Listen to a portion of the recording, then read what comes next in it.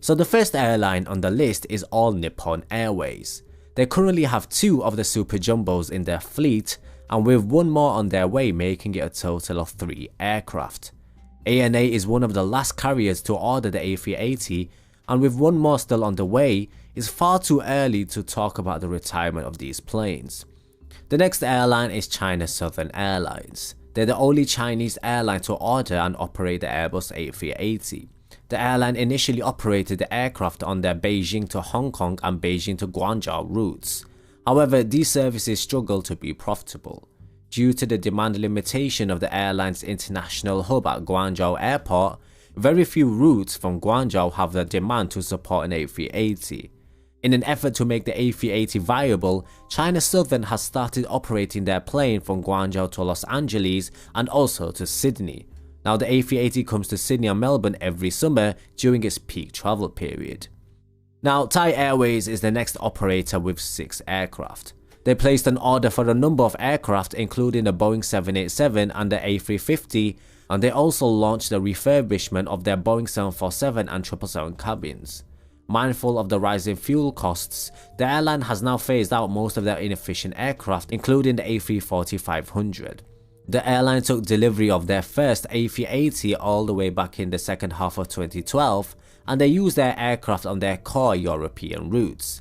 At the moment, they haven't signaled any retirement of the plane. Now Malaysia Airlines' original plan was to use their new A350s to replace their A380s. According to various sources, the airline was hoping to sell their A380s. Unfortunately, a lack of interest forced the airline to hold on to their planes. This year, Malaysia Airlines launched a new airline called Amal that will run Malaysia A380 flights from the southeast to Saudi Arabia for Islamic pilgrimage. They have a fleet of 6 aircraft, but during the midst of this pandemic, we could see them sending their planes to the graveyard. The next airline is Asiana Airlines with a fleet of 6 A380s. They mainly fly to routes such as Los Angeles, New York, Sydney, and also Frankfurt. The future of the A380 with the airline is currently uncertain. Asiana Airlines says it will keep 6 of their A380s to serve their long-haul routes.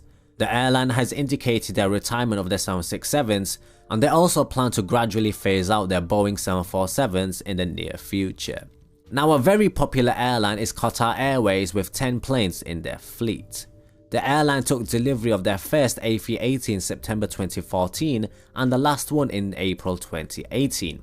It does not have any outstanding orders for this type, and Al Bakir, the CEO, has said that Qatar Airways plan to replace their A380s with the Boeing 777Xs, of which it had 60 on order, 10 of the Boeing 777-8s and 50 of the 777-9s. Qatar Airways currently deploys the A380s all over the world basically, and due to the lack of demand for the new aircraft, Airbus has decided to end the production of the plane in 2021. Korean Air has 10 of the A380s in their fleet. Having received their first A380 all the way back in 2011, the airline would rather focus on twin-engine planes and is reportedly considering the A380, though I'd be surprised if they actually placed an order.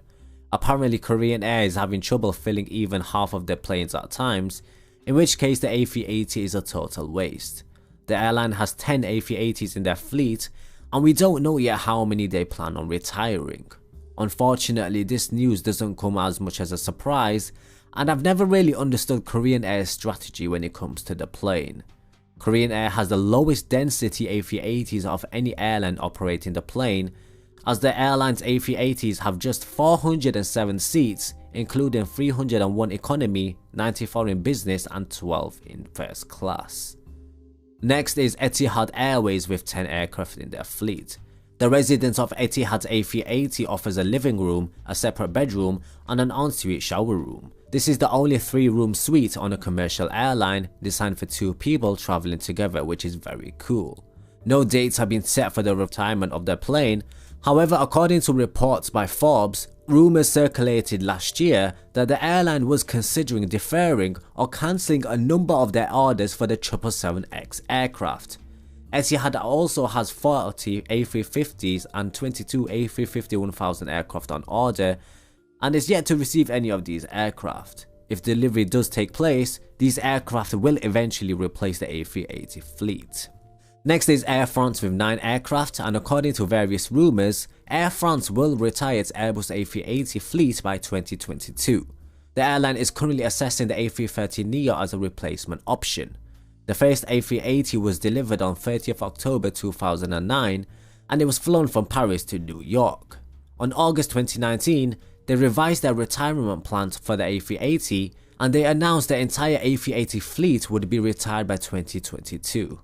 This will lead to Air France KLM eliminating all 4-engine planes from their fleet by 2022, with the exception of 3 KLM cargo planes operated by Martinair.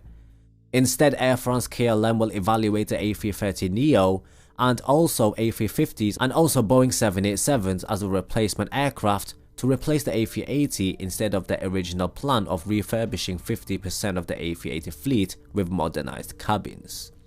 Next is Qantas with 12 planes, and they've confirmed that the A380 will be phased out within the next 10 years. It's still uncertain what will replace these planes, but do keep your eyes out for news regarding the Project Sunrise. That should be a good indication.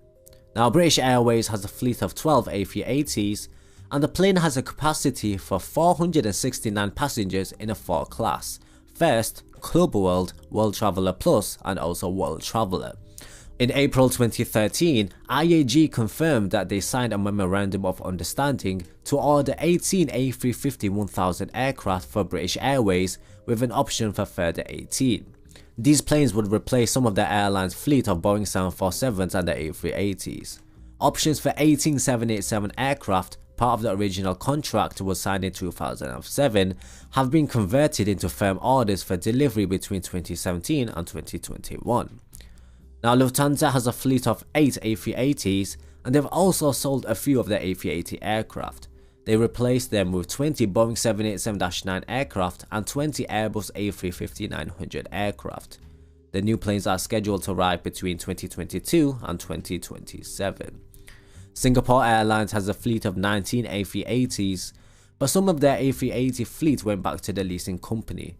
In 2016, the airline confirmed that one A380 would be returned to its leasing company in October 2017 at the end of its 10-year lease, with a decision still to be made regarding the retention of 4 additional A380 aircraft. The first A380 was taken out of service in August 2017. And finally, number 1 on the list is Emirates. On 28th of July 2008, the airline received their first A380, and in August 2008, they became the second airline to fly the A380 after Singapore Airlines. The airline currently flies their A380s daily to over 40 destinations, both short and long haul, with more being added each month. Emirates is the largest operator of the A380. Furthermore, the airline had 41 more A380s on order, which would have increased their total number to 142. They considered buying 100 to 200 more A380s if Airbus considered the A380neo.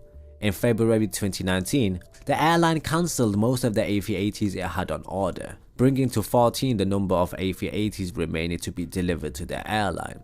As of September 2019, Emirates has initiated its A380 retirement plan, which will see the type remain in service until at least 2035, by retiring 2 aircraft that were due for major overhaul and using them as parts donors for the rest of their fleet.